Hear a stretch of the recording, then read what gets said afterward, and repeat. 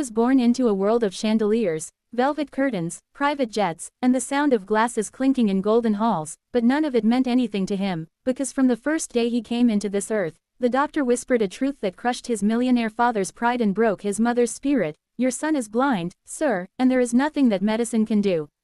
His father, Richard Holloway, a man who made his fortune through oil and real estate, refused to accept the diagnosis. He flew in specialists from New York, London, Geneva, and Dubai, each one poking and prodding at the boy's delicate eyes, shining lights, whispering jargon, recommending surgeries, but after years of tests and failed procedures, the truth remained solid: his son, Michael, would never see. Richard hardened his heart, masking his shame behind power, money, and arrogance, while his wife, Eleanor, sank into depression, spending more and more time in her bedroom until one cold December night she died quietly, leaving the boy with nothing but the faint memory of her perfume and the softness of her lullabies. Growing up blind in the Holloway mansion was a strange paradox. The boy had every material possession a child could dream of: marble staircases, fountains in the garden, a room filled with toys from across the world, but not a single real friend, not one person who treated him like he wasn't broken. The maids whispered about him behind closed doors, calling him the cursed heir, while the tutors hired by his father taught him math and music out of duty, never warmth. His father loved him, yes, but it was a love covered in control, a love that wanted to cage him, keep him hidden from the world so the Holloway empire would not be embarrassed by weakness. By the time Michael turned 17, he had developed a sharp tongue, a quick wit, and a secret longing to experience the world beyond the gates, though he couldn't see it. He often pressed his palms against the cold iron of the estate fence, listening to the sounds of children laughing in the distance, imagining what their faces might look like. It was during this restless, lonely period of his life that Grace entered the story. Grace, the black maid who came from nothing, who answered a desperate job posting because her 2 young children were hungry and her landlord was threatening eviction. She arrived at the mansion in the rain, her shoes worn thin, her back already sore from years of scrubbing floors for people who never once bothered to learn her name. Richard Holloway saw her as just another disposable worker, someone to polish the gold banisters and mop the endless marble corridors, but to Michael, she was different from the very first moment.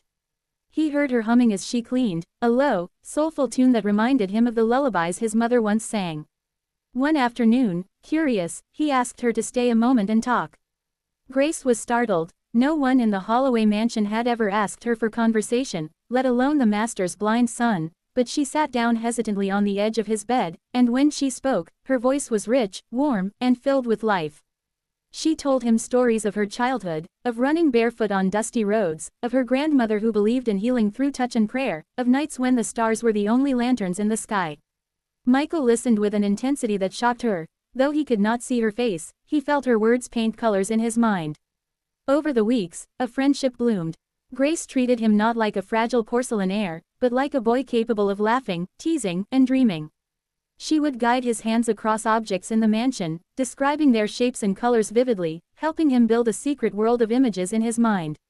But one stormy evening, when thunder rattled the windows and loneliness pressed heavy on his chest, Michael broke down in front of her, confessing the pain that haunted him every day, the pain of knowing he would never see the sky, never see his own reflection, never know what his mother looked like beyond the fragments of memory. He wept, and Grace, moved by an instinct older than reason, reached out and rubbed his eyes gently with her rough, calloused fingers, whispering a phrase her grandmother always said when she healed scraped knees and fevers: "Light finds those who believe." The moment her skin touched his eyelids, something strange happened. Michael froze, his breath caught, because for the first time in his life, a faint glimmer pierced the black void of his vision. It was weak, like the flash of a dying candle, but it was there, a shimmer of light, impossible yet undeniable. He gasped, trembling, describing the sensation to Grace, who pulled back in shock. "You saw something?" she asked, her own heart racing. Michael nodded furiously, saying it was like a spark had entered his darkness. The next day, when Grace touched his eyes again, the spark grew stronger. He began to see vague outlines, shapes bathed in fog, as if a curtain were slowly lifting. By the 3rd week, he could describe the color of the curtains in his room, the glint of light on the polished floor, even the outline of Grace's face, which he said was surrounded by a warm glow. It was a miracle, but miracles often breed suspicion, and when Richard Holloway heard his son babbling about seeing, he dismissed it as delusion. "Don't fill his head with fantasies," Richard barked at Grace, warning her to focus on cleaning, not meddling. But Michael knew it was real, and Grace believed too, though she didn't understand how or why. And so they continued their secret ritual, each touch bringing him closer to full sight, until one morning he woke up and saw the sunrise from his bedroom window, his first true sunrise, a painting of fire and gold across the sky, so beautiful it made him collapse to his knees in gratitude. Yet sight brought not only wonder but revelation. As Michael explored the mansion with new eyes, he began noticing things he had never known. The guards patrolling the gates with cold, sharp eyes, the locked doors to rooms he was never allowed to enter, the way his father barked orders at the staff, treating them like slaves instead of humans. Worst of all, he saw how the others looked at Grace, disdain, contempt, as if her very presence was an insult to the golden walls. Rage stirred in him, rage he had never felt before, and with it came dangerous curiosity. Why had his father kept him so sheltered? Why was the mansion surrounded not just by beauty but by invisible chains? And most unsettling of all, why did Grace's touch awaken his sight when no doctor in the world could? He began digging for answers, sneaking into the forbidden parts of the mansion with Grace's help. One night, they stumbled upon a locked study filled with medical files, reports of failed surgeries, and correspondence between his father and doctors around the world. But tucked between the papers was something far stranger, a letter from a woman Michael had never heard of, warning Richard that the boy's blindness was not natural but the result of a curse placed long ago, and that only the hands of the humble could restore what was stolen. Michael trembled as Grace read the letter aloud, his mind spinning with the possibility that his entire life had been shaped not just by misfortune but by dark secrets his father refused to acknowledge.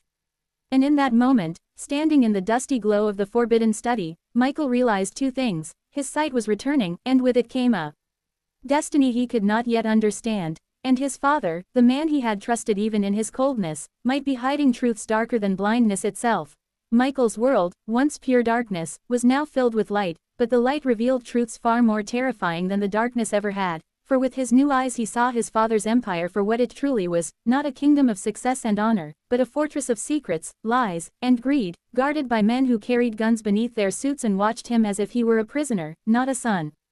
Grace warned him to be careful, but Michael's hunger for truth burned too brightly, so he confronted Richard one night in the grand dining hall, accusing him of hiding the cursed letter, demanding to know who had condemned him to blindness. His father's mask of control shattered, and for the first time Michael saw fear flicker in his eyes. Richard confessed that long ago, in his ruthless climb to wealth, he had betrayed a partner who cursed his bloodline in vengeance, swearing that his firstborn would never see the world. Desperate to protect the family name, Richard spent millions on doctors and walls to keep the boy isolated, terrified that if the curse was broken, the secrets of his empire would unravel. But now that Michael could see, Richard's fear turned into fury, and he ordered Grace to be fired, warning that if she ever stepped foot in the mansion again, she would vanish without a trace.